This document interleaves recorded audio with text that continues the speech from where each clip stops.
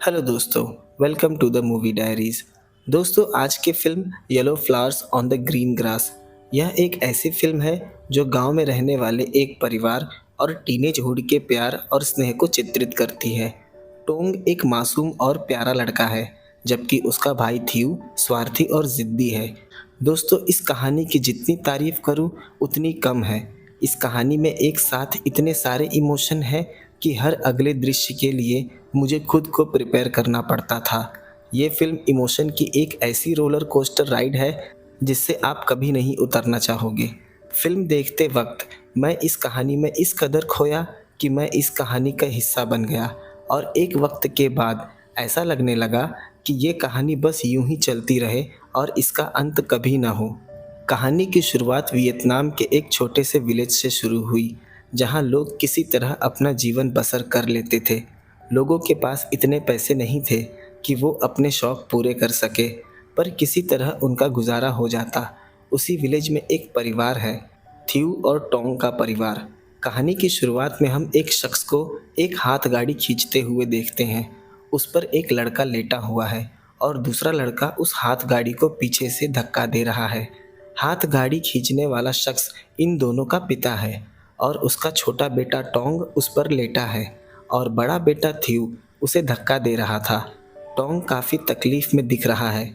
इस घटना को अच्छी तरह से समझने के लिए हमें कुछ दिनों पहले जाना होगा। हम थ्यू और टोंग को खेतों में खेलता हुआ देखते हैं। टोंग उम्र में छोटा है, पर उसे अपने बड़े भाई से ज़्यादा समझ थी। टोंग अपने बड़े भाई से इस कदर प्यार करता है कि वो उसकी खुशी के लिए कुछ भी कर सकता है। वही थ्यू को अपने छोटे भाई की जरा सी भी कदर नहीं। दोनों एक दूसरे की तरफ पत्थर फेंक रहे थे। तभी थ्यू पत्थर लगने का बहाना करके नीचे बैठ गया। ये देख टोंग को काफ़ी तकलीफ हुई। वो अपने भाई के पास जाने लगा। इतने में थ्यू ने उसे पत्थर उठाकर मारा, जिससे टोंग घायल हो गया। उसके सर से खून बहने लगा, पर टोंग को इसका जरा भी बुरा नहीं लगा। उसके भाई ने उसे धोखे से मारा, पर उसे इस बात का जरा सा भी दुख नहीं। तभी उसके पिता वहां आ गए। जब उन्होंने टोंग के सर से खून को बहते देखा तो वो काफ़ी गुस्सा हुए और थ्यू वहां से भाग गया। टोंग को अपने भाई के साथ वक्त बिताना काफ़ी अच्छा लगता। उसके पास एक मेंढक भी है, जो कि उसका पालतू मेंढक है। टोंग उसे अपनी जान से भी ज़्यादा प्यार करता। दोनों की माँ बाजार में सब्जियां बेचा करती थी और पिता एक घड़े बनाने वाली फैक्ट्री में काम करते थे, जिससे उनका घर खर्च निकल जाता। दोनों भाई वहीं विलेज एक स्कूल में पढ़ाई करते। रात उनका अंकल उन्हें एक श्रापित वाइट टाइगर की कहानी सुना रहा है। ये कथा उस विलेज में बहुत प्रचलित है। विलेज के बाहर एक सूखा हुआ पेड़ है। ऐसा माना जाता है कि उस वृक्ष में उसकी आत्मा कैद है। इसलिए विलेज का हर बच्चा उस पेड़ के पास से भी गुजरने में कांप जाता था। रात में तो कोई बच्चा वहां से गुजरने की सोचता भी नहीं। पास में रहने वाला अंकल डैन उन्हें रात ये कहानी अक्सर सुनाता, जिससे दोनों भाई डर जाते। इसलिए उसके पिता ने अंकल डैन को वहां से भगा दिया। उसके पिता ने थीव से कहा कि अभी कुछ देर में उनके कुछ दोस्त घर आने वाले हैं, इसलिए उन्होंने मून के घर जाकर कुछ पीनट्स मांग कर लाने को कहा। मून उनके साथ स्कूल में ही पढ़ा करती है और दोनों के घरों के बीच अच्छे संबंध हैं। पर मून के घर के रास्ते में वो सूखा पेड़ पड़ता है, इसलिए थीव काफ़ी डरने लगा। उसने साथ अपने छोटे भाई को भी ले लिया, पर टोंग बीच रास्ते से लौट गया क्योंकि उसे अंकल डैन ने कोई काम दिया था। थीव किसी तरह मून के घर पहुंचा। उसके घर की बगल में एक बंद झोपड़ी थी, जिसे देख वो अक्सर डर जाता। भीतर से उसे कुछ हलचल सुनाई दी। उसे लगता भीतर कोई चीज़ बंद है। किसी तरह वो मून के पास पहुंचा। उसने मून से बताया कि मैंने झोपड़ी से कुछ आवाज़ सुनी, पर मून ने कहा ये तुम्हारा वहम होगा, उसमें कोई नहीं है। यहाँ हम देखते हैं रात टोंग एक लड़की के घर आया। उसका नाम विन है। वो उम्र में उससे काफ़ी बड़ी है। विन ने उसे मिर्ची लाकर दी और टोंग ने उसे एक लेटर थमाया। ये किसी लड़के द्वारा भेजा हुआ लव लेटर था। टोंग मिर्ची देने के बहाने उसे ये लेटर देने अक्सर आता है, जिसकी खबर विन के पिता को भी है, पर उन्हें इसका कुछ साफ पता नहीं। हम देखते हैं ये लेटर्स विन को उनका अंकल डैन ही दिया करता था और दोनों छिपकर अक्सर मिला करते थे। दोनों भाई भी उन्हें छिपकर मिलते हुए देखते। अब थ्यू के मन में उन्हें लेकर काफ़ी सवाल आने लगे कि दोनों एक दूसरे से मिलने के लिए इतने बेचैन क्यों रहते हैं। बढ़ती उम्र के साथ अब थ्यू का मन भी इन सभी चीज़ों की तरफ आकर्षित होने लगा कि काश उसे भी कोई इस तरह प्यार करता। थ्यू और मून एक ही क्लास में थे। दोनों को थोड़ा वक्त मिलता तो नदी के किनारे चले जाते। थ्यू कहीं न कहीं मून को पसंद करता है, पर उसे कभी कहा नहीं। जब भी वो स्कूल में मून को देखता, वो एक अलग ही दुनिया में खो जाता। उसने सोचा क्यों न मून को भी एक लेटर दिया जाए जिससे वो उसकी फीलिंग को समझ पाए। रात टोंग फिर लेटर लेकर विन के घर गया, पर इस बार बाहर विन के पिता आ गए और वो वहाँ से भाग गया। अब वो लेटर और मिर्ची का खेल समझ गए थे। रात हम देखते हैं थ्यू ने अपने छोटे भाई से पूछा कि तुम जो लेटर विन को देने ले जाते हो, क्या तुमने कभी उसे खोलकर देखा कि उसमें क्या लिखा होता है? क्योंकि थ्यू को लेटर लिखना नहीं आता और उसे भी मून को एक लेटर देना था। टोंग ने कहा एक बार उसने लेटर खोला था तो उसमें एक कविता लिखी थी। बस उसके बाद उसने कभी उन लेटर्स को नहीं पढ़ा। टोंग ने वो कविता अपने भाई को सुनाई, पर थ्यू ने उसे बताया नहीं कि वो ये सब क्यों पूछ रहा है। दूसरे दिन थ्यू स्कूल में बैठा लेटर लिख रहा था। उसी स्कूल में एक और लड़का है, डैन। उसने थ्यू का लेटर ले लिया। उसने कहा मैं ये लेटर मून तक पहुंचा दूंगा, बदले में मुझे तुम्हारे सारे मार्बल्स चाहिए, यानी कि कंचे। थ्यू मान गया क्योंकि वो डैन से काफ़ी डरता है। क्लास में उसने मून को लेटर दे दिया और बताया कि ये थ्यू ने दिया है। पर टीचर ने लेटर देते हुए देख लिया और स्कूल का टीचर कोई और नहीं, विन के पिता है। इसके लिए उन्होंने थ्यू को पास बुलाकर उसे पनिश किया। घर जाते वक्त मून ने उससे माफ़ी मांगी कि उसकी वजह से आज थ्यू को मार पड़ी, पर थ्यू उससे नाराज़ था क्योंकि उसने वो लेटर टीचर को दे दिया। इस पर मून ने कहा उस लेटर में पोएम ही तो लिखा था, इसमें डरने वाली कौन सी बात थी। थ्यू को लगा था उस कविता के जरिए वो उसकी फीलिंग को समझ जाएगी, पर मून को उस लेटर से कुछ समझ नहीं आया। थ्यू को लगा सारे प्रेमी एक दूसरे को लेटर्स में कविताएं ही भेजते होंगे। वो वहाँ से घर जाने लगा। रास्ते में उसने एक प्रेमी जोड़े को देखा। उन्हें देख उसे काफ़ी ईर्ष्या हुई कि वो एक दूसरे की भाषा कितनी आसानी से समझ लेते हैं, मानो ये एहसास किसी जादू की तरह हो, एक दूसरे के मन की बातों को जान लेना। आगे जाते हुए उसने देखा उसका छोटा भाई किसी लड़की से बात कर रहा है। जब उसने टोंग को आवाज़ दी तो वो लड़की जंगलों में भाग गई। थ्यू के पूछने पर टोंग ने बताया कि वो राजकुमारी थी जो अक्सर उसे मिलने आया करती है। ये सुन थ्यू ने कहा तुम पागल हो गए हो, तुम्हें ख्यालों की दुनिया से बाहर आ जाना चाहिए, और उसने टोंग को घर भेज दिया। थ्यू वहाँ से मून के घर के पास आ गया। उसने उसकी झोपड़ी में देखा उसके अंदर ज़रूर कोई था और बाहर से ताला लगा हुआ था, पर मून ने उसे बताया था कि उसमें कोई नहीं रहता। हम देखते हैं रात उसे नींद नहीं आ रही, शायद अब भी वो उसी झोपड़ी के बारे में सोच रहा था। उसने टोंग से बताया कि जब आज सुबह वो झोपड़ी में झांक रहा था तो वहाँ मून आ गई और उसने उसे एक राज की बात बताई। यहाँ हमें पता चला कि उस झोपड़ी में मून का पिता बंद है। उसके पिता एक नाई थे, लेकिन कुछ वक्त पहले उसके पिता कुष्ठ रोग से ग्रसित हो गए थे। तब से उसकी माँ उसे उसी घर में बंद करके रखती है, पर यह बात किसी को नहीं पता। सभी को लगता है कि मून के पिता का शहर में इलाज चल रहा है। मून के अलावा अब ये राज दोनों भाइयों को भी पता चल चुका था। दूसरे दिन स्कूल साथ जाते वक्त मून ने कहा कि काफ़ी दिनों से तुम काफ़ी अच्छी तरह से पेश आ रहे हो, पर इस बार भी थ्यू ने अपनी फीलिंग उसे नहीं बताई। यहाँ स्कूल में डैन ने थ्यू को काफ़ी मारा क्योंकि डैन चाहता था कि थ्यू मून से अपनी दोस्ती तोड़ दे, क्योंकि अब डैन भी मून को पसंद करने लगा है, पर थ्यू ने ऐसा करने से मना कर दिया। डैन से मार खाने के बाद वो घर आया। अपने भाई को इस तरह देख टोंग को अच्छा नहीं लगा। उसने कहा कि हमें डैन को इसका जवाब ज़रूर देना चाहिए। वो दोनों डैन के घर के पास गए। वो उस वक्त टीवी देख रहा था। थ्यू उसे बाहर बुलाकर ले आया। उसके बाद दोनों ने मिलकर डैन को काफ़ी मारा। मार खाने के बाद डैन वहाँ से चला गया और वो दोबारा थ्यू को कभी तंग नहीं करेगा। यहाँ हमें दिखाई देता है कि टोंग अपने भाई से कितना ज़्यादा प्यार करता है। हम देखते हैं आज विलेज में कोई फेस्टिवल है जहाँ रात सभी बच्चे थीव के घर इकट्ठा हुए थे।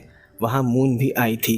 तभी एक लड़का वहाँ भागता हुआ आया और बताया कि मून के घर में आग लग गई है। मून और थीव वहाँ भागते हुए गए। यहाँ हमें पता चला कि वो आग उस झोपड़ी में लगी थी जिसमें मून के पिता बंद थे। सभी लोग मिलकर उस आग को बुझाने लगे, पर तब तक झोपड़ी पूरी तरह से जल चुकी थी। मून और उसकी माँ रोने लगे। शायद उसका पिता भी उसी आग में जलकर मर गए। मून को इस तरह से रोता देख थीव को काफ़ी तकलीफ हुई, क्योंकि उसे पता है वो अपने पिता के लिए रो रही है। सुबह थीव उसके घर आया। मून दरवाजे पर बैठी रो रही थी। वहाँ थीव की माँ साफ सफाई का काम कर रही थी, क्योंकि मून की माँ को किसी अर्जेंट काम से शहर जाना पड़ गया।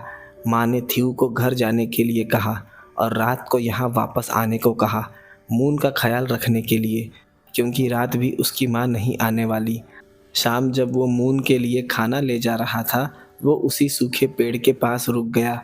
गांव के किस्से कहानियों ने इस पेड़ को लेकर उसके मन में एक डर पैदा कर दिया था। तभी उसने जंगल में एक लड़की को भागते देखा और वो डर के वहाँ से भाग गया। वो मून के लिए खाना लाया था, पर उसे भूख नहीं। थीव को भी समझ नहीं आता कि उसकी माँ ये सब इसी तरह छोड़कर अचानक से शहर क्यों चली गई। मून ने बताया वो उसके पिता को देखने गई है। शायद वो अब भी शहर में जिंदा है। उसकी बातें थीव के बिल्कुल भी समझ नहीं आ रही थी। वो रात मून के घर में ही सोया, क्योंकि उसकी माँ अब तक लौटकर नहीं आई थी। उसे वहाँ काफ़ी डर भी लग रहा था। दूसरे दिन हम देखते हैं थीव के माता पिता ने मून के घर को सेल पर लगा दिया, और जब तक उसकी माँ शहर से नहीं आ जाती मून उनके साथ ही रहेगी। टॉन्ग काफ़ी खुश था कि मून उसके साथ रहने आ रही है। हम देखते हैं मून घर पर ज़्यादा वक्त टॉन्ग के साथ ही बिताती, और ये देख थीव को अच्छा नहीं लगता। शायद अब उसे अपने भाई से ईर्ष्या होने लगी थी। वो मून के लिए सब कुछ करता। शायद किसी तरह वो उसकी फीलिंग को समझ पाए। उसी वक्त वहाँ थीव की माँ आ गई और उसने बताया कि बहुत जल्द मून की माँ शहर से वापस आने वाली है और उसे भी अपने साथ शहर लेकर जाएगी। उन्होंने ये भी बताया कि उसके पिता शहर में बिल्कुल ठीक हैं। उसके पिता रात उस झोपड़ी में नहीं थे। उन्हें कोई कुष्ठ रोग नहीं है, बल्कि एक सामान्य स्किन वाली बीमारी है जो आसानी से ठीक हो जाएगी। लेकिन थीव इस बात से खुश नहीं दिखाई पड़ता। उसकी माँ के आने के बाद मून यहाँ से हमेशा के लिए चली जाएगी। हम देखते हैं तीनों नदी पर साथ बैठे फिशिंग कर रहे थे। थीव उनसे थोड़ी दूरी पर बैठा था। उसे अब अपने भाई से ईर्ष्या होने लगी, क्योंकि मून को टॉन्ग के साथ समय बिताना ज़्यादा अच्छा लगता। दूसरे दिन हम देखते हैं थीव नदी पर अकेला बैठा था। तभी वहाँ मून आ गई। वो अपने साथ कविता की किताब ले आई थी, जो शहर जाने से पहले वो थीव को भेंट करना चाहती है। पर थीव ने उससे काफ़ी रूठे हुए अंदाज में कहा कि मुझे इसकी कोई ज़रूरत नहीं, घर पर मेरे पास काफ़ी बुक्स हैं। यहाँ हमें मून के लिए काफ़ी दुख होता है, क्योंकि मून काफ़ी स्वीट और इनोसेंट सी है। थीव ने उससे इस तरह बात करके उसे काफ़ी तकलीफ़ पहुँचाई थी। वो जब भी मून को अपने भाई के साथ देखता तो गुस्से से भर जाता। अब उसने उनके साथ उठना बैठना भी बंद कर दिया था। एक दिन जब थीव घर पर अकेला था तो वहाँ एक शख्स आ गया जो दवाइयाँ लेकर आया करता था। उस वक्त घर पर कोई नहीं था, तो वो शख्स खुद रसोई घर में दवाइयाँ चेक करने चला गया। वहाँ उसे टॉन्ग का पालतू मेंढक दिखाई दिया। उस शख्स ने उठकर उसे अपने थैले में डाल दिया। थीव ये सब देख रहा था, पर उस शख्स को उसने मेंढक ले जाने से नहीं रोका, जिससे टॉन्ग को काफ़ी लगाव है। शायद वो इसी तरह से अपने भाई से बदला ले सकता है। थोड़ी देर बाद जब टॉम लौटकर आया तो देखा उसका पालतू मेंढक रसोई में नहीं है। उसने थीव से भी इस बारे में पूछा, पर उसने कुछ नहीं बताया। थीव से अपने भाई को परेशान नहीं देखा गया। वो नदी के पास गया। वहाँ उसे बिल्कुल वैसा ही एक मेंढक मिला।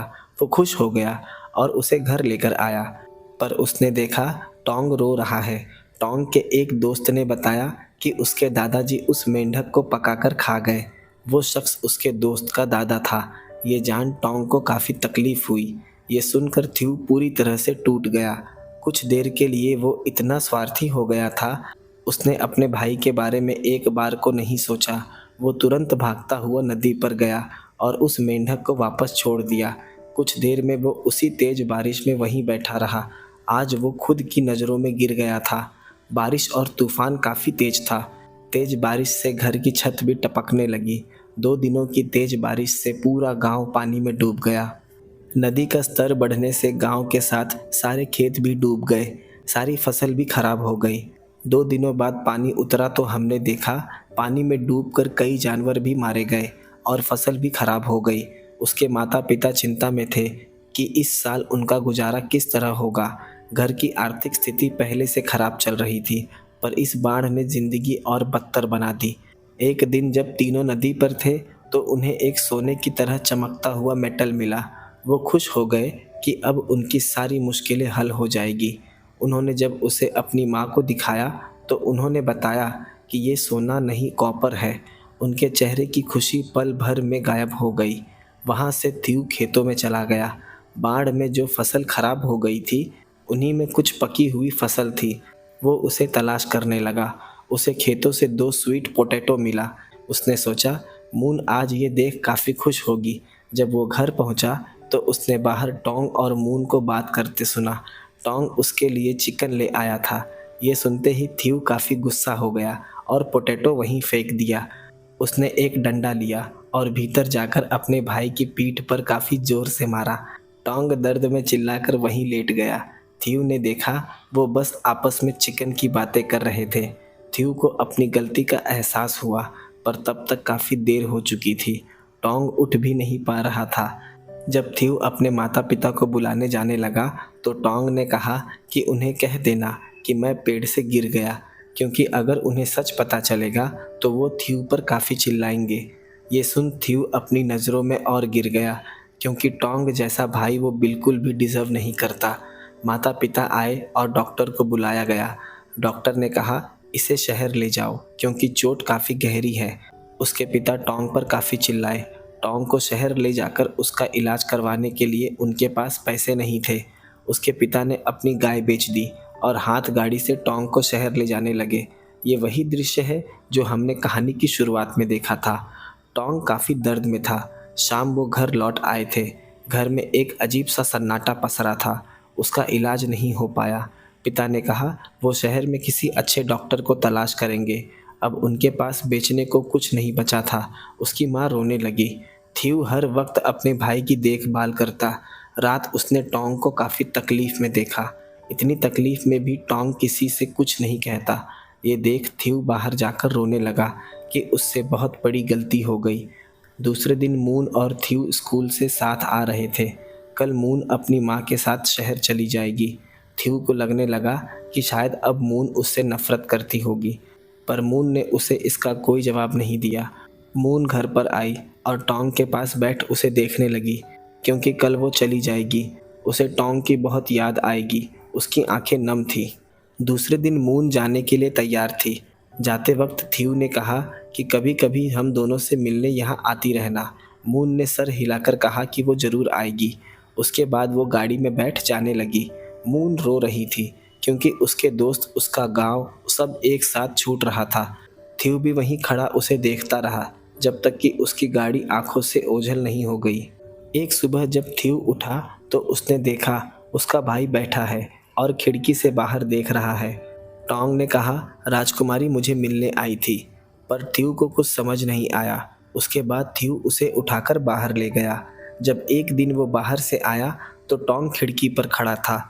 उसने फिर बताया कि राजकुमारी आई थी। इस पर थीव ने कहा तुम्हें अपने दिमाग का इलाज करवाना चाहिए, पर टोंग सच कह रहा था। उसने अपने हाथों में लिए फूल उसे दिखाए जो राजकुमारी उसे देकर गई थी, और उसने उसके घर से अपने महल तक उसने फूल भी बिछाए थे। थीव उन फूलों को फॉलो करने लगा। वो फूल उस सूखे पेड़ से होकर जंगल की तरफ जा रहे थे। वो हिम्मत करके भीतर गया। वो फूल एक घर के बाहर जाकर ख़त्म हुए। उसने देखा उस घर से कुछ आवाज़ें आ रही थी। भीतर एक छोटी लड़की और एक शख्स था। उस लड़की ने राजकुमारी जैसे कपड़े पहने थे और उस शख्स ने किसी राजा जैसे। वो अंदर की तरफ झांकने लगा। इतने में वो शख्स बाहर आया। वो किसी राजा की तरह बात करने लगा। थीव ने उसका नाम लिया मिस्टर टैम। शायद से थीव उसे जानता है, पर वो शख्स ऐसा क्यों कर रहा है। थीव वहाँ से भाग गया। रात उसने अपने पिता से मिस्टर टैम के बारे में पूछा। वो पहले सर्कस में मोटरसाइकिल स्टंट किया करते थे। पर सालों से वो दिखाई नहीं दिए। लेकिन थ्यू के पिता ने उसे कुछ नहीं बताया।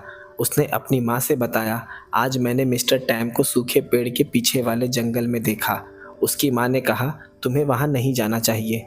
लोग कहा करते हैं मिस्टर टैम और उनकी बेटी पागल हो गए थे, इसलिए वो गांव छोड़कर जंगल में रहने चले गए। उसकी माँ ने यह भी बता दिया कि डीमन टाइगर वाली बात बिल्कुल झूठ है। सबने ये कहानी इसलिए बनाई ताकि कोई भी बच्चा उस तरफ न जाए। दूसरे दिन थ्यू फिर उसी जगह गया, क्योंकि उसे जानना था कि मिस्टर टैम के ऐसा करने की वजह क्या है। टैम घर से बाहर आया और थ्यू को अपने साथ ले गया। टैम ने उसे कहानी बतानी शुरू की। उसका भी एक हंसता खेलता परिवार था। काफ़ी मुश्किलों बाद उन्हें एक बेटी हुई थी। मिस्टर टैम और उसकी पत्नी दोनों ही सर्कस में स्टंटमैन थे। एक दिन स्टंट परफॉर्म करते वक्त एक्सीडेंटली उसकी पत्नी की जान चली गई। उस वक्त उनकी बेटी वहीं मौजूद थी। उस हादसे को देख वो अपना मानसिक संतुलन खो बैठी और तब से खुद को एक राजकुमारी समझने लगी, क्योंकि उसकी माँ उसे अक्सर इसी नाम से बुलाया करती थी। गांव में बच्चे उसे पागल कहकर तंग करने लगे। मिस्टर टैम भी इस पागलपन में अपनी बेटी का साथ देने लगे और वो उसे लेकर जंगल में रहने आ गए। उनकी ये कहानी सुन थ्यू को काफ़ी अफसोस हुआ कि लोगों के जीवन में काफ़ी ज़्यादा तकलीफ है। रात टोंग खिड़की से बाहर देख रहा था। थ्यू के पूछने पर उसने बताया, आज राजकुमारी उससे मिलने नहीं आई, इसलिए वो सुबह से उसकी राह देख रहा है। थ्यू ने उसे यकीन दिलाया कि वो ज़रूर आ जाएगी। दूसरे दिन जब थ्यू उठा तो उसने देखा टोंग अपने बेड पर नहीं है। उसने बाहर जाकर देखा तो टोंग अपनी बैसाखी लेकर राजकुमारी से मिलने जा रहा है। वो थोड़ा आगे गया तो उन्होंने देखा गांव के लड़के उस लड़की को काफ़ी तंग कर रहे हैं। उन लड़कों ने उस लड़की को धक्का देकर नीचे गिरा दिया। ये देख टोंग उसे बचाने के लिए भागा, पर वो भागते वक्त नीचे गिर गया। जब उस लड़की ने उसे गिरते हुए देखा तो सारे दृश्य उसकी आंखों के सामने आ गए। जिस तरह से एक्सीडेंट में उसकी माँ की मौत हुई थी, उसी वक्त मिस्टर टैम वहाँ आ गए। अब उस लड़की की मानसिक स्थिति ठीक हो चुकी थी। उसने अपने पिता को पापा कहकर बुलाया, जिससे उसके पिता काफ़ी खुश हुए। थ्यू और टोंग को भी काफ़ी खुशी हुई। उसके बाद वो अपने पिता के साथ जाने लगी। उसने पीछे मुड़कर टोंग की तरफ देखा और अपना हाथ हिलाया। उसकी राजकुमारी अब हमेशा के लिए जा रही थी। भीतर से वो थोड़ा दुखी था, पर साथ ही वो उसके लिए खुश भी था। उसके बाद दोनों भाई घर की तरफ जाने लगे। टोंग ने अपने भाई से बताया कि मून ने उसे बताया था कि उसे थ्यू के साथ खेलना काफ़ी पसंद है, पर उसने थ्यू से कभी बताया नहीं। शायद वो थोड़ी शर्मीली स्वभाव की थी, इसलिए। ये सुन थ्यू काफ़ी शॉक्ड हो गया। टोंग ने बताया वो अपनी कविता वाली किताब भी उसके लिए छोड़कर गई है। जब थ्यू घर पहुंचा तो उसने वो किताब ढूंढी। थ्यू उस किताब को पढ़ मुस्कुराने लगा और कहानी इसी दृश्य के साथ ख़त्म हो गई। दोस्तों, ये फिल्म ऑस्कर के लिए भी नॉमिनेट हुई थी। इस कहानी का डायरेक्शन और बीजीएम सब कुछ नेक्स्ट लेवल था। दोस्तों, आपको ये फिल्म कैसी लगी मुझे कमेंट करके ज़रूर बताएं। दोस्तों, कहानी पसंद आई हो तो वीडियो को लाइक, शेयर और चैनल को सब्सक्राइब ज़रूर कर दें। मिलते हैं अगली वीडियो में एक नए एक्सप्लेनेशन के साथ।